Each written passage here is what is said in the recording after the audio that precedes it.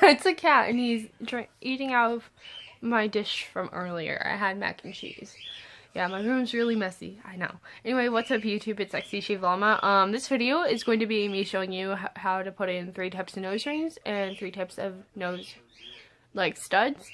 And so I just want to start off by saying there are many different kinds of jewelry. And so I will be making another video on unique kind of jewelry, but that will just be when I get more unique jewelry. I don't have that much at the moment, but I swear. But I will be, you know, making that video when I do get more. I also want to mention when I filmed these, I was extremely tired. So I may sound like gross and groggy, but yeah. And I also, I was going to have these as 2 different videos, but then I just decided to put them both together because why the fuck not? So anyway, hope you guys enjoy.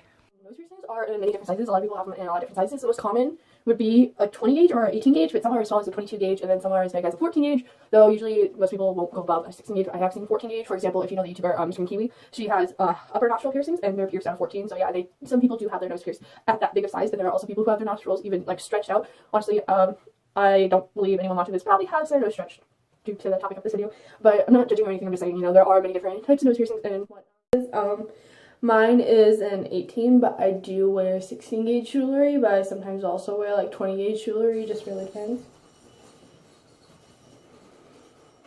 My birds are freaking the fuck out. Okay, so the one most people are pierced with are corkscrew. So pretty much they look like this. So pretty much it's just like this little curve right here. Sometimes the curve is deeper, sometimes it's not, it just depends. And then it goes into a little angle, like right there, and then straight up, and then there's the gem. Also, the gems on these are different sizes. These ones are 1.5 millimeter gems, but I also wear like some that have 3 millimeter gems. Again, it's just a preference thing.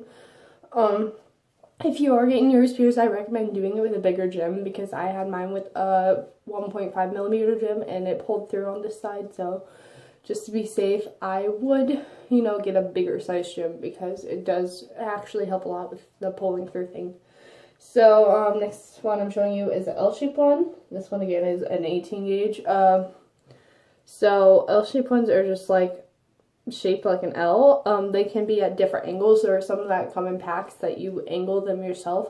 So, it can be, like, a cute angle, or it could be, like, an obtuse angle, or just a standard right angle. Talking about angles, I mean, you know, algebra came in handy for something, I guess, I don't know. And it's just a little stud on the top. This one's purple. And then lastly, I'm going to be showing you a nose bone. A nose bone is the one that has a little ball at the end and then into a stick, and then the gem. Some actually don't have balls on the end, and I wouldn't recommend wearing those just because they fall out pretty easily. I believe this one is an 18 gauge. Like, I know the ball at the end is an 18 gauge, and then the rest of it is somewhere between an 18 and a 20 gauge. An 18 gauge is 1 millimeter, by the way, if you're confused, but yeah. So, I'm going to start with the nose screw, because that's one I have in. So, first things first, I know this is gross, so I'm going to stick my finger in my nose. This is the one most people are pierced with, too, when they are. So, if you have not changed yours yet, this is probably going to help you.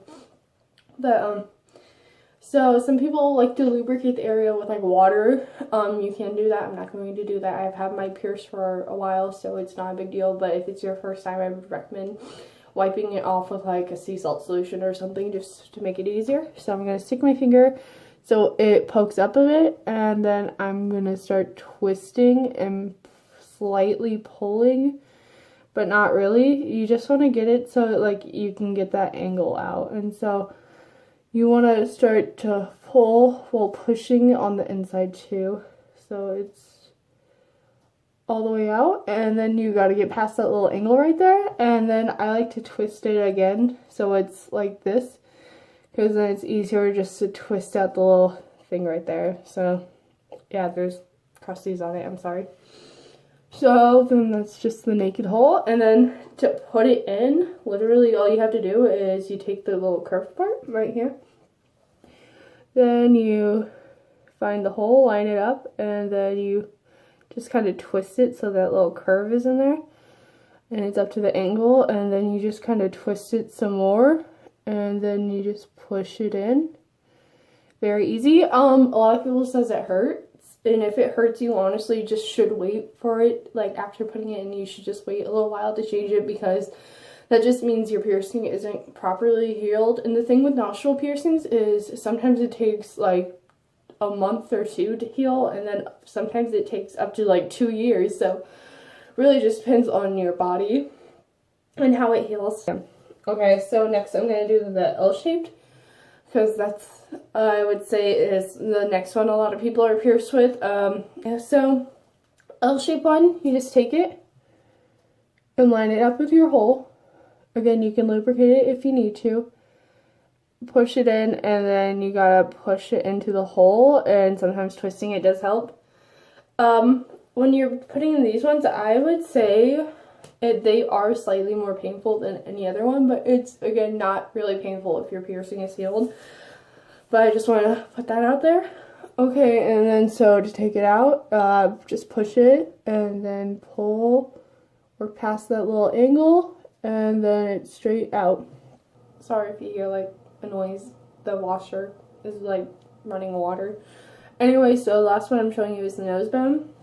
These ones are a bit trickier for some people just because it may be a bit painful for the ball if you get the jewelry too big, but usually that's not an issue, I'm gonna say. So pretty much this one, you line it up with your hole, and so it will stick in like that. And now a lot of people like to slowly push it through, but I just like to kind of tap on it,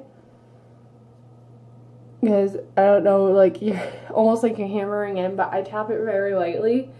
It makes it easier, like, it's easier to do instead of just like pushing it in all at once, to me. Because when I first tried putting in the nose bone, it was quite painful, but there it is inside. And then to take it out, put your finger in your nose, push it, and then slowly slide it out. There. A hoop, and then you open it up and then you close it in your nose. The other is a ball close ring or a captive bead ring, and so you just pull out the ball, put it in your nose, put the ball back in. There's also segment rings, but I do not have a segment ring, and it's the same except instead of a ball, it's just a little segment of the jewelry comes out and you put it back in.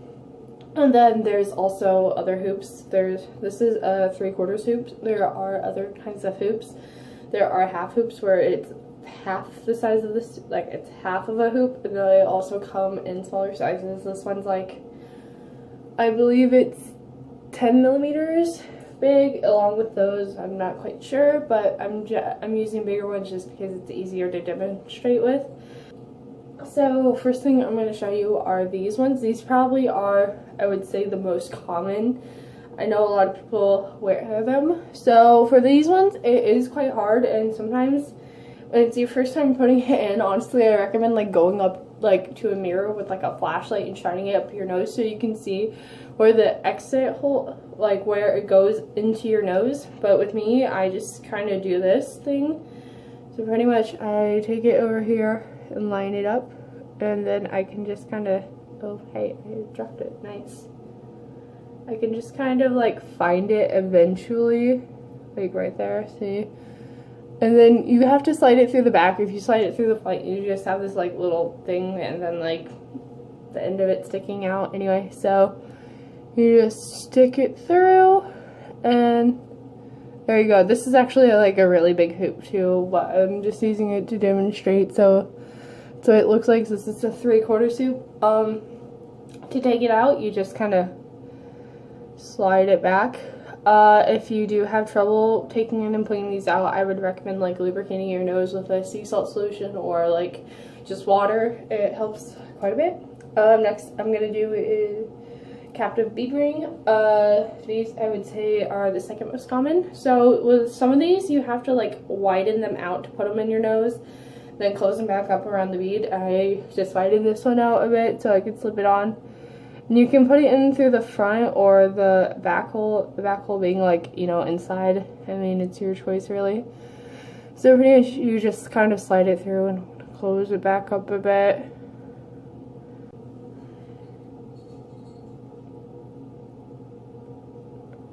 And yeah, there I put the ball in. This is a really big ring, like I said. Usually a smaller one will work. I was going to show you, but that's just kind of how it looks like. And a lot of people, what they do is they like twist it so the ball is on the inside, so it just looks like a normal hoop. And a lot of people, when their nose are pierced, they usually get it pierced with a segment ring or a captive bead ring like this one, so it's just a hoop. Again, it's usually smaller than this one, but it's just pretty big, so for demonstration purposes. Take the ball, and then to take it out, I'm going to whiten it up again. And then just slide it back out. This one's pretty easy to do. As long as you widen it enough, which I don't think I did. Oh no, I did. I mean, for the closing ring, I don't know what these are called, but it's just a hoop. And so I widen it up pretty much for these ones. You just widen it up, and then you go and you put it in like so, and then you just kind of close it. Or something, I can't get it to close any more than this, but when the actual rings, you can get them to close, and they are just kind of seamless almost. Yeah, some rings actually like twist out so you can put them in, but yeah. So that's how most hoops are. To take these ones out though, you can just like widen it back up, slip it out. Pretty simple, you know. Anyway, so yeah. But thank you for watching, and I will talk to you guys later. Bye.